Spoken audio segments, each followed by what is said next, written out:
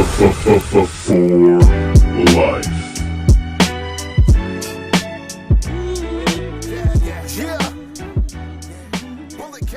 Yo, what's going on, ladies and gentlemen? It is your mother's favorite podcaster, aka the microphone messiah, Phillip Antoine, your current reigning defending Bulletcast podcast champion. Had the retention of the cinch, as I always do, walking into WrestleMania 40, just like my boy, the tribal chief, at the head of the table as champ, as it always should be, baby. I'm joined by the Canadian Destroyer, BT Brandon Tanguma. Brandon, what's going on, man? Philip doing just fine here. Talk wrestling. And, yes, you did maybe kind of successfully defend, but we both had the exact same picks and we all got every single one right. Doesn't matter. I'm the champ. I'm enjoying a delicious pastry because of it. This is delicious. I found a bakery in Berkeley, California that I cannot give the name out because I don't want people going there because this place is delish. Fantastic. But yeah. And everyone who loves hearing people, eat and chew and stuff, you're just so welcome to have that right there in your headphones. This is Bulletcast ASMR. Or you trigger their something. I saw the word. I forget what the word is. There's some phobia about. What's the word? Well, I can look it up. I saw it, on the TikTok the other day. The talk tick. What'd you say? Misophobia. What is that? Misophonia. What is that? People who don't like hearing chewing or swallowing. Sorry to hear that. All right, Elimination Chamber happened this weekend. Let's talk about it. This is our recap. Becky Lynch did it. She won the Women's Chamber. It will be her and Mommy, spoiler alert, in one of the main events of WrestleMania 40. Women's Chamber was good. I mean, her and Bianca had some nice sequences. Tiffany Stratton, I think she really excelled in this for being a breakout performance for her. Liv Morgan, she played her part excellent. That senton off the top on Raquel Rodriguez was insane. What are your thoughts on the Women's Chamber? I thought it was good. I think just kind of the actual in-ring wrestling wise, I thought it was better than the men's. It was a little more spotty, a little more, high intensity. Tiffany Stratton, she's had a little bit of a rough go here on the main roster. Her matches haven't exactly been the best, but that Australian crowd really, really loved them. They loved themselves some Tiffy time, and I wonder if that's going to translate to the United States on the SmackDown week to week and stuff like that. But I've been touting her. I think she's a great talent. I think she could be possibly, a solid heel opponent for Bayley or Rhea or whoever the case may be, going into the SummerSlam build in the end of this year. For why Rhea? Rhea's still a heel. Well, maybe we'll talk about Rhea and Becky in a little bit, but I think Rhea will be a babyface sooner rather than later. Possibility. Yeah, Tiffany Stratton. She's my pick to win the Women's Money in the Bank. I'm calling it early. I'm calling it early. She's like kind of that perfect heel gimmick to have the Money in the Bank, kind of, similar to like a Carmella type, I think. Give her the briefcase, paint that thing Barbie pink, and let's go. It's Tiffy time, baby. Yeah, the Women's Chamber, it was good. There was a lot of good wrestling, and it was just fun. It was fun to watch. The Judgment Day, Damian Priest and Finn Balor retained their tag team titles against the New Catch Republic, being Tyler Bate and Pete Dunne. Really good match. All in all, the bad guys get the job done.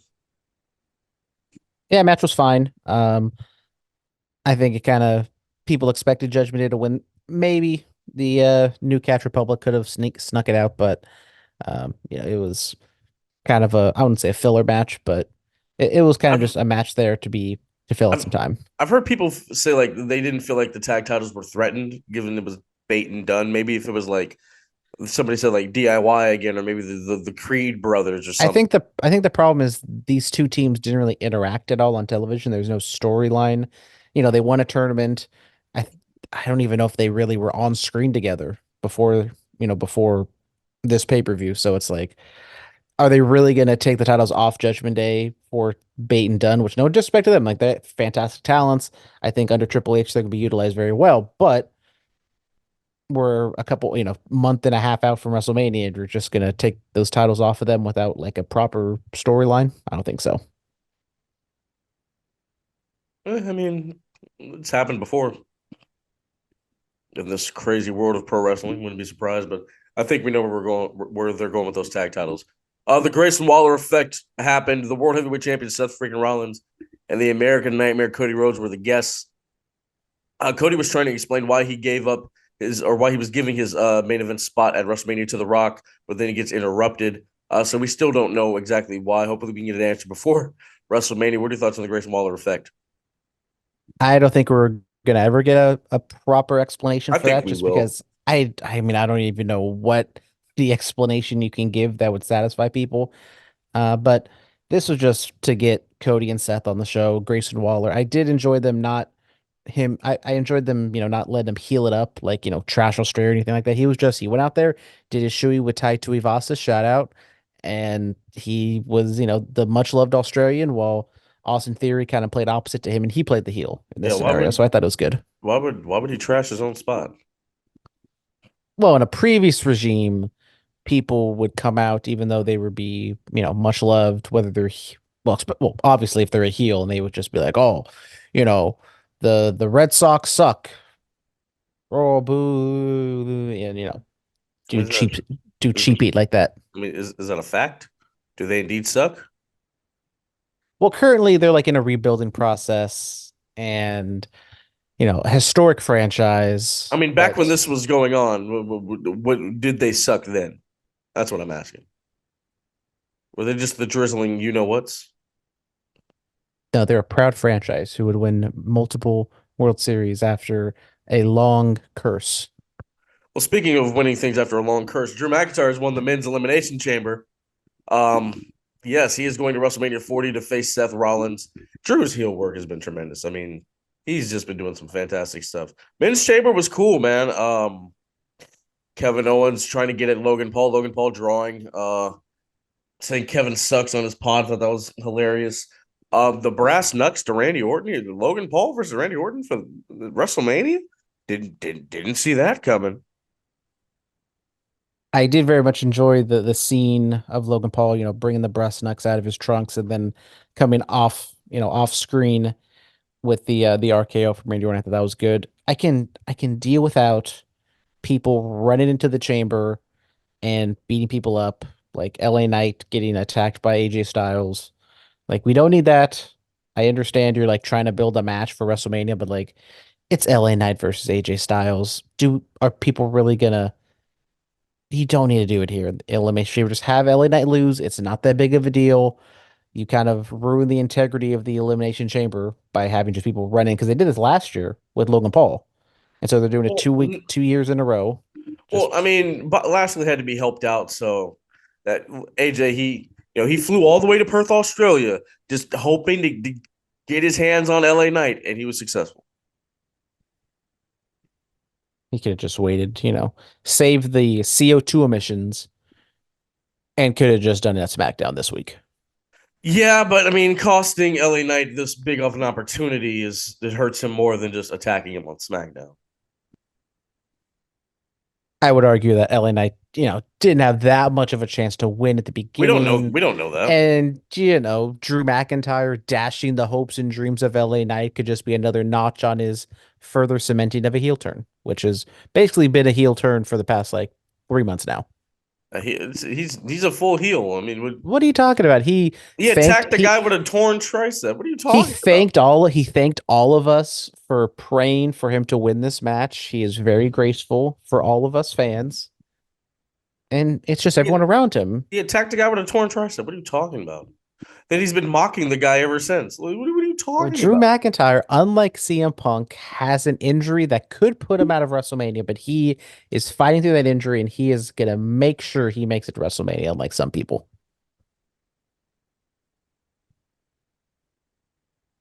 Proud, Yeah. So like I said, proud man. like I said, um, Drew McIntyre's a heel. He's a bad guy. Congrats to Drew. Oh, Drew. He's going to face the world heavyweight champion Seth freaking Rollins. All right, Rhea Ripley, mommy, she retains against Nia Jax. This was fun. This is a good match. I enjoyed this. It was exactly what it should have been. It's kind of making the WrestleMania 3 jokes, but this exactly was kind of like WrestleMania 3. Match itself wasn't great, but Rhea was over in her home country. Nia put the heat on her for a little bit. Rhea makes a comeback. Bam, hits the Riptide for the win. Crowd goes crazy. You don't need all that. You don't need a 5-star classic to be a fulfilling ending. You can just have the baby face in this scenario, Rhea Ripley, get the win over the big mean monster. This is what Nia was here for. She got brought back in to put over people like Rhea Ripley, and I thought they built her up well. And now they're putting her in front of Becky for then Becky to beat, presumably next week or in another week or two. They should have put the title on Nia Jax. I need that. I need Nia to have another run, a real just monster run as champion. I need that. They won't give it to me. Not everybody needs to be champion. Oh, okay. Here we go. Here, she was already champion once. We can't do it again. Not when you got like the biggest women's star in the company. Who was that? That would be Rhea Ripley. Oh, I'd say Bianca's the biggest woman star in the company. She has her own TV show. I would argue Bianca's cooled off a little bit. Not saying she's right there. She's probably 2 behind Rhea. I think there is a big, big time match once this whole bloodline stuff kind of boils over and it's kind of finishing up. Rhea versus Bianca can be a legit night 2 WrestleMania main event. Rhea has a couple big matches coming up. I mean, there's that. We got to get Rhea versus Dominic. We got to get that at some point. Maybe. SummerSlam, I could see that happening. Dominic cheats on Rhea.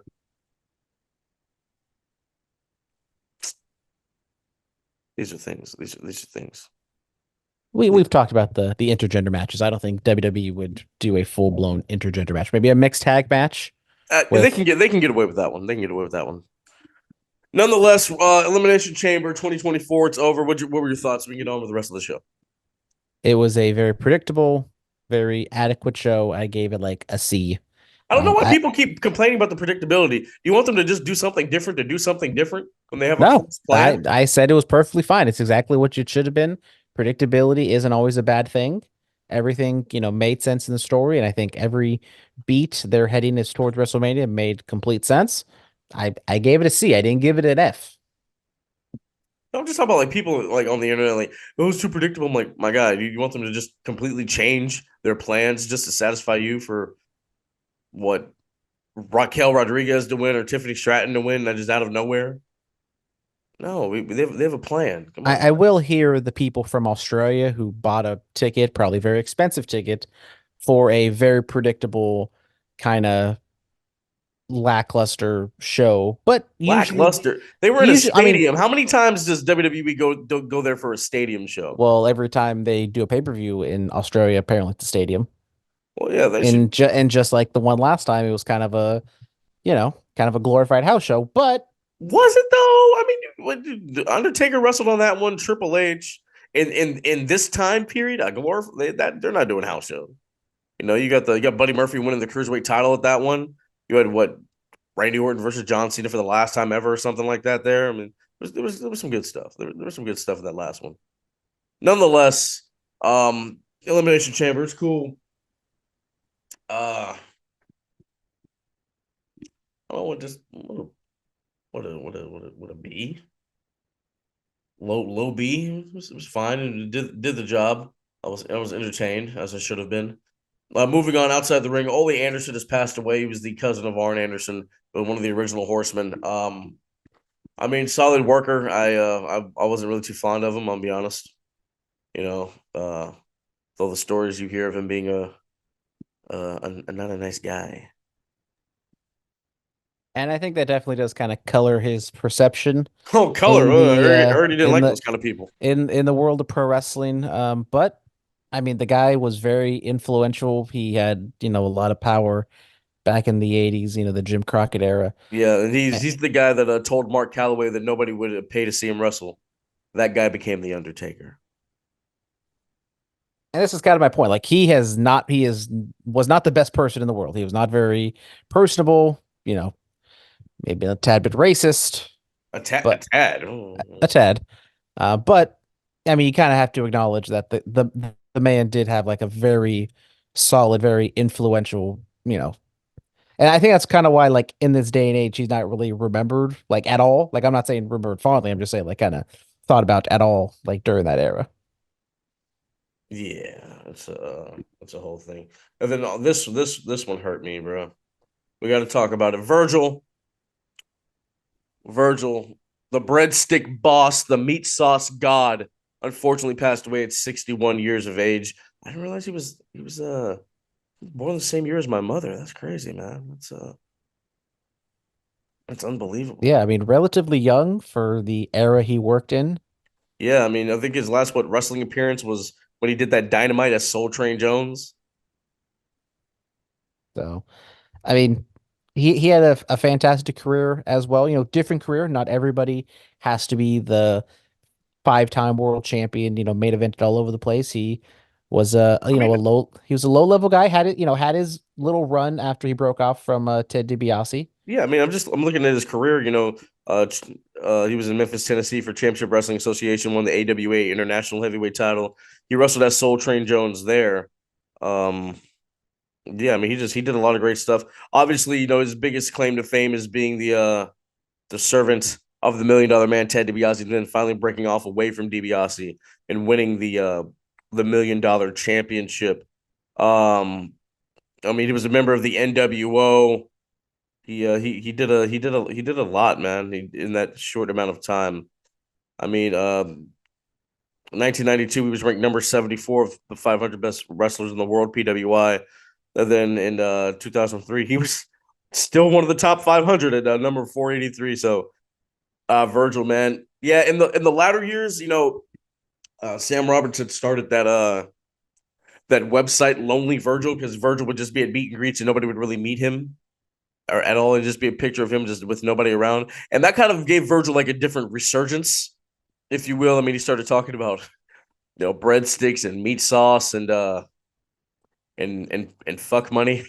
Just go watch some of those clips. I mean, Sam Roberts had him on a couple of his shows, a couple of his live events. I mean, Virgil was a very charismatic individual, man. So it's unfortunate that he's no longer with us. That way he would have been a great guy to talk to and kind of just pick his brain. Oh man. R.I.P. to Virgil, man. Thank you. His real name was Mike Jones, which was another comedy note. I mean, Mike Jones. Who? Mike Jones. Who? Mike Jones. 281-330-8004. Nonetheless, R.I.P. to Virgil, Oh man. yeah. Soul Train Jones, a great talent. Black History Month too. Oh man, that one hurt. That one hurt. We didn't need that. We really didn't. But no, seriously, Virgil, thank you for all your years of service in our business, man. Thank you. R.I.P. All right. TNA is reportedly going to be trying live television. I saw this and I was like, what are your thoughts on that? They've kind of gone down this road before. Live television is expensive, so I don't know if they do like kind of the old school, you tape a live show and then you record a few in the bag. Oh, that's what But, they kind of do now, except they just tape them all. but I mean, with the firing of Scott D'Amore, we've kind of seen the TNA landscape maybe shaken up a little bit, with the Alexander kind of re-signing, but then not re-signing. It was a option. And there's just kind of like a weird vibe right now with TNA with maybe Anthem kind of, I mean, I wouldn't say overstepping because they own the company, but putting a lot of like Anthem people, non-wrestling people in, it kind of makes me, wonder what's going on with that company. Yeah, I mean, there's a lot of reports with TNA. I mean, apparently they're interested in Alexander Hammerstone from former MLW star. Apparently they want to run live shows at Full Sail, which is where NXT used to run. So I mean, TNA is really trying to change some things up. I'm not mad at them for it, try to change it up, try to be different. I mean, TNA's tried things in the past. Some have worked, some haven't worked, and by hook or by crook, they're still here. And maybe they kind of just lean on that. It's like, oh yeah, we've done this for damn near 25 years now, 24 years, and it hasn't killed us yet. But It is not that killed. that cocky attitude can get you killed. Okay, so here's a report. TNA is reportedly considering moving to live TV, and Folsom University has been discussed as a potential location for the shows. One of the things that they've been looking at is just not going to happen anytime soon, but they want to go live. The idea is to go live and have a location where they could go every Thursday. Full Sail University is one of the places that has been talked about, allegedly. So I don't know. We'll have to wait and see what happens with that. Yeah. A lot inside the ring. Nick Nemeth won the IWGP Global title. Mustafa Ali wins the TNA X Division title. Tama Tonga has wrestled his last match in New Japan, and Sean Spears, the chairman, has returned to NXT. Yeah, an eventful world outside of AEW and WWE.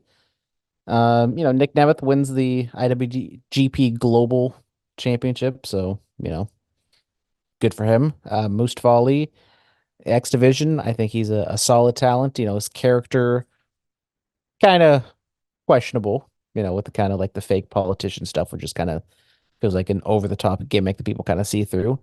And Sean Spears going to NXT. I think that's kind of if Baron Corbin's on his way out, if Baron Corbin stays there, it's kind of like in that same vein, a veteran who can kind of go stay there, teach the young people, he's not going to be in the main roster, winning titles. So I think he's a perfect fit down there in NXT. Yeah, I mean, I've always liked Sean Spears. I mean, the perfect 10 Ty Dillinger was a fun character. I like how he gets to bring his his AEW character over to the WWE. I do like that. Maybe it kind of shows people like, hey, we did it for Cody. We're doing it with Jade. You see with Sean. All these guys came from your company. It's okay to come over here. But yeah, I mean, I always like Sean Spears. He's always thought of himself as like a television title or Intercontinental Championship level competitor. So I honestly like him, like running around with the NXT North American title. I wouldn't hate that. I'd actually like that.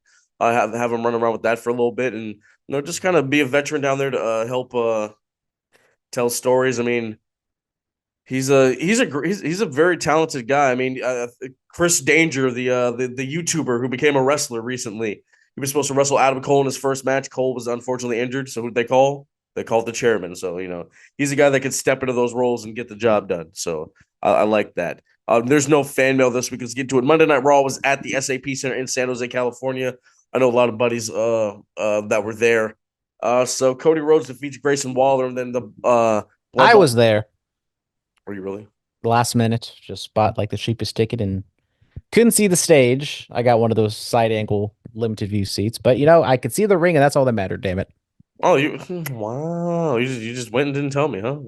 Yeah, well, someone said they couldn't go because they had like wrestling or something. Yeah.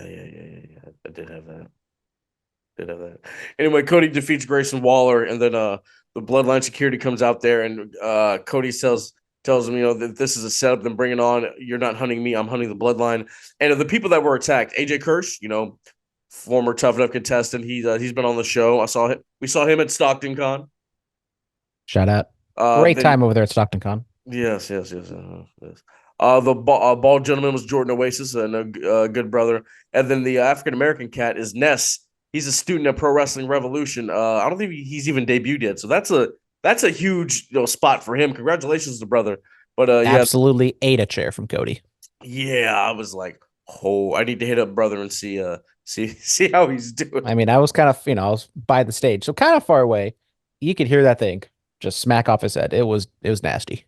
Yeah, nasty. But inside, you were inside the building, so come on, man. Let us know what was up. I mean, it was a full house. I mean, I was thinking, I kind of forgot, like the last WWE show I went to was Hell in a Cell 2019. So it's been a long time, and how far of a cry it has been. There was AEW chants, there was BS chants and all that stuff, and now here in 2024 on the road to WrestleMania, WWE's like the healthiest has ever been. I don't think I've ever seen the SAP Center that sold out, that packed, maybe outside of the like the Raw I went to that The Rock was on, when he was facing CM Punk before Royal Rumble. So that just kind of shows you how where WWE is right now. Because Bay Area, San Jose, it's a good wrestling town. It's not like one of the top tier ones. So for it to be as packed as it was very impressive. I mean, it's easy. It's easy for everybody to get to. I mean, it's a nice venue. It's small enough to where it's not really a bad seat anywhere in the house. But yeah, good stuff. Nia Jax attacks Becky Lynch. Yeah, I've talked about kind of the lack of reception for Becky, and I thought that was kind of pronounced on the show. Rhea got a pretty big reception. Becky, kind of gets the Pavlovian pop from her music, but then when they were face to face, it was definitely a pro Rhea, not anti Becky, but definitely not a big swell of Becky supporters. And then I think WWE knows that, and they're kind of putting Rhea back with Dom because Rhea's kind of been on her own recently. And so now putting her with Dom maybe is going to get more boos towards her, maybe some more cheers towards Becky. But yeah, like as I said, Naya's kind of did her job literally to Rhea, and now she's kind of gonna do the same to Becky right now. Becky did get a good pop when she, came out of the crowd and attacked Nia, but one person who didn't like that was Liv Morgan. You only live once. That Oblivion she hit in that Elimination Chamber was dope. I like that. Yeah. Good stuff. The New Day win the street fight. How was that? Well, I'd like to break it to you. New Day did not win the street fight. That'd be Oh, Imperium won the street fight. But I mean, it was fine. If that only is right. if My only apologies. some idiots in the around me were in the correct seats because one person wasn't in their seats, so then somebody else wasn't in their seats, but they weren't even near where the seats were. And there's this whole thing, this big old commotion. And so like I watched like maybe half of the show, half of the match. Like people, I don't understand. It's so easy. Just go to your seat. You see, it's a packed house. It's not an A's game where there's like 3,000 people there in a 60,000 stadium. Like, just go to your seat. It's not that hard. Not that hard. And we weren't even in good seats anyway, so I don't know why you're moving around. But anyways, match itself was fun. Shout out New Day wearing the Sharks jerseys. They did have specialty Sharks Bailey shirts. Bailey was nowhere to be seen, but shout out to the collab. I'm sure she was chilling at home. And crazy, they actually had multiple merch stands throughout the arena, and they also had a mega merch stand with a bunch of different stuff in it. AEW, if you're just if you're just a t-shirt company, maybe you have more than one merch stand in an entire venue. Yeah, I mean that's a thing that should happen. I will Judgment Day. say it was better in LA, but there's been other shows where just have an extra merch stand. It's not that hard. Anyways, Judgment Day and Imperium. What were your thoughts? yeah, I mean, they're kind of not showing their hand with Gunther right now of who's gonna face him. I really don't want it to be a multi-person match, like a 4 or 5 way. Teasing Damian Priest cashing in on Gunther is interesting, but similar to the Roman Reigns thing, I don't want him cashing in on someone on Roman himself. I'd rather Priest cash in on the person who beats that person. So at least, the person initially gets something from beating this long-term champion. All But right, Judgment Day versus Imperium WrestleMania. All titles on the line. I don't know how the logistics of that would work, but It's simple. It's simple. Uh, Vinci and Kaiser would be the tag champs, and then Dom would be the Intercontinental Champion. Yeah, there you go. Let's see you do that. I think Sami Zayn versus Gunther is probably definitely best match, and they've told a good story where I think it would make sense. Three haluva kicks in a row to win the Intercontinental Championship. And then Damian Priest just comes in there and cashes in on Sammy. No. And then Sammy turns absolute crazed Joker insane and turns heel and faces Cody for the world title. Starts painting his face and asking why so serious. Exactly. Sitting in a fetal position asking, so what do you want to talk about? Maybe more Joaquin Phoenix Joker. No, I don't know. I think him sitting in a fetal position asking, so what do you want to talk about? I'm doing something like that. That could be something. I'm not opposed to that version of Sami Zayn, of that version of Samuel Zayn. I'm not. I'm not at all. All right, we're gonna move on. AEW Revolution. It is this weekend. Yeah, it's why can I can't even click this link. I was able to click the link just fine. Okay, here now. Okay, now the link wants to open up. Wow. All right, so here we go. Um, an all-star scramble match. Winner will receive a future AEW World Championship match. Chris Jericho versus Wardlow versus Powerhouse Hobbs versus Lance Archer versus Hook versus Brian Cage versus Magnet. Wait, what? Luchador. Okay. I was like, Nick Not Aldis is yeah, not SmackDown GM Nick Aldis. versus Dante Martin. This is This was supposed to be the Meat Madness match, and then Tony Khan tweeted like, "Oh, because of people not being able to be cleared, we're gonna just change it." Even though Wardlow, Powerhouse Hobbs, and Archer are all in this match, but I don't know. okay. Well, let's be realistic here. It's probably going to be Wardlow. I mean, the fact it's a world title opportunity, world title match, I don't know. Is this elimination? Is this by one pin? Like is it battle I royal? honestly have no idea. They'll, Excalibur will tell me in like 5 seconds how this works. Give me Powerhouse Hobbs. We're just gonna have like a meat match, him and spoiler alert, Samoa Joe. Didn't they do that for the TNT title? That was Wardlow and Samoa Joe. Yeah. Anyway, all right. FTR versus the Blackpool Combat Club, consisting of John Moxley and Claudio Castagnoli. Hmm. I don't know. I don't know here. This one definitely could go either way. Should be a really fun match. I will give it to the actual tag team in FTR. Okay. All right. Christian Cage with Killswitch Mother Wayne and the Prodigy Nick Wayne versus Daniel Garcia for the TNT Championship. We're giving it to Christian. Yeah, I think Christian wins. Maybe they threaten to kill Garcia, and then Copeland makes his illustrious return. Yep. All right. Will Ospreay versus Konosuke Takeshita. Oh, this is just for Takeshita to eat a loss. Wow. Should be the best match of the night, to be honest. Will Ospreay should win, and kind of on the same boat as you. Takeshita has beat Kenny Omega twice, and they have done literally nothing with it. And now he's gonna lose to Will Ospreay. Like if you did something with Takeshita, and then he loses to Ospreay, Ospreay gains a whole hell of a lot more than just beating Takeshita in his current form right now. Almost So like I, it's almost like he got two big wins and should have like went for a championship and won it, right? or at least like threaten for it or do something. Like he was just, No, they have enough titles. They could have put one on him. well, I mean, you said world title, but like, No, I said a title. well, I mean, who really cares about like every other title except for like the world title? I mean, I'd say the TNT title is probably the most important title on their show. I would argue the international title probably is second just because of how many times Cassidy's defended it, even though we've kind of done this numerous times right now with Cassidy. But Why does he still have? Give that to somebody else, please. Eddie Kingston defends the the Continental Crown Championship, the AEW Continental Championship, which is the Ring of Honor World Title, which is the New Japan Strong Openweight Championship, against Brian Danielson. If Danielson loses, he has to shake the hand of Eddie Kingston. I'm gonna go Eddie Kingston because Danielson don't be winning.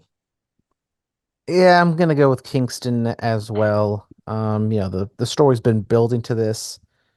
Also, Danielson, I don't think should be, you know, strapped with these titles, which is like it's not the lowest.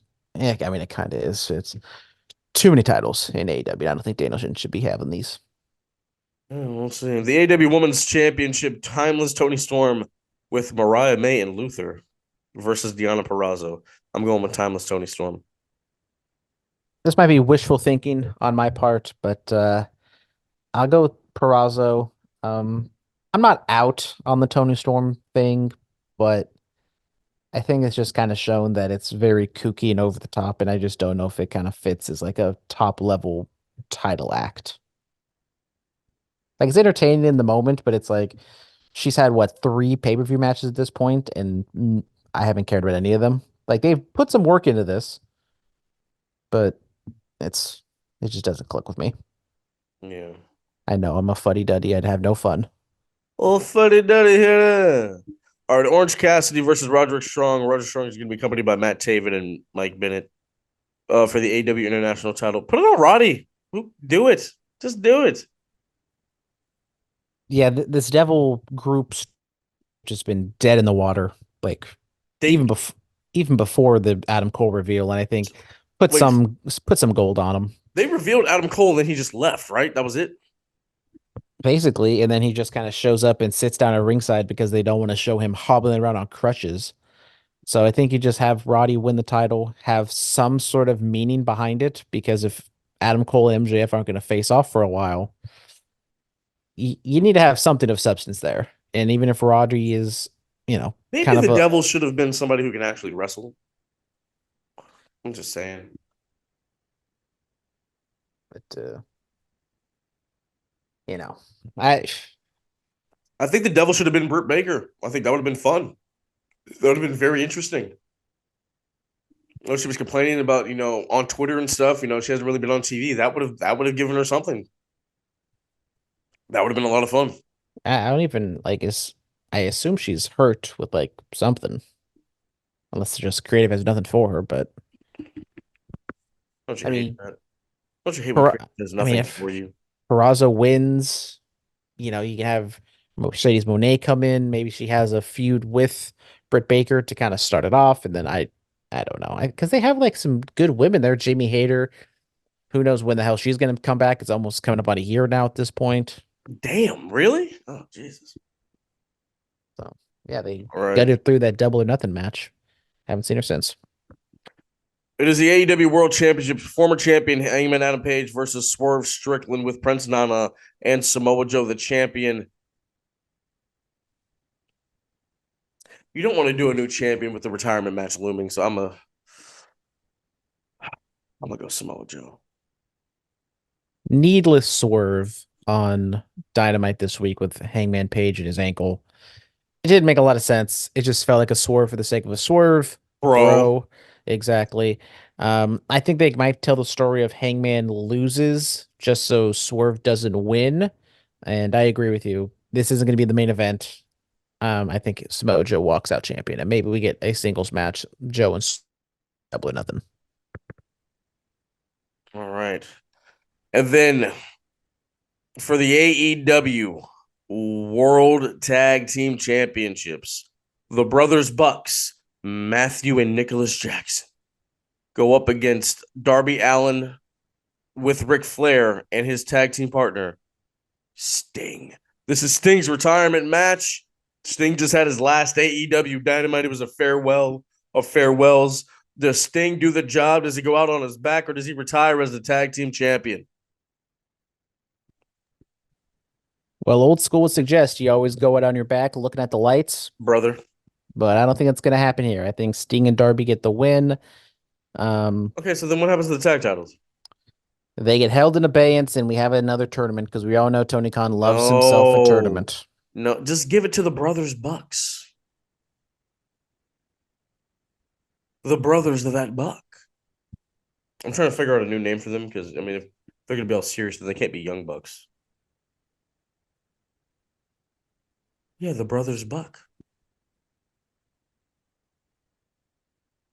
Or the Jackson brothers. There's definitely not like a trademark on that, right?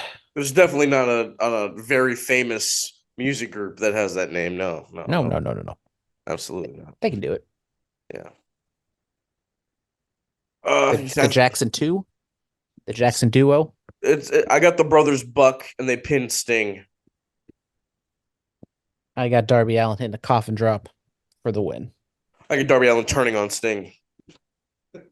Also, another swerve for the sake of a swerve that didn't make a lot of sense was the whole Ric Flair turns on the Young Bucks before the show. I thought it would have made more sense if he turned on them at Revolution, but maybe that is a suggestion that that the Young Bucks are going to win, because you would think if Ric Flair returned, then that'd lead to the win of it. So I don't know.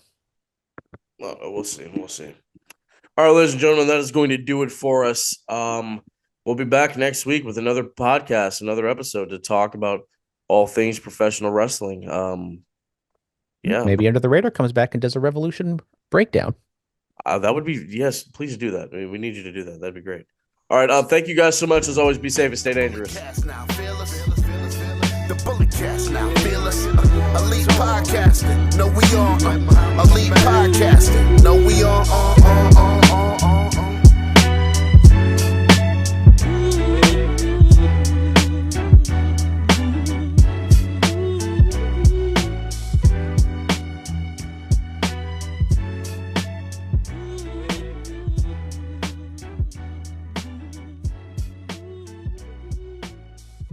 This has been the Bulletcast. Thank you for listening.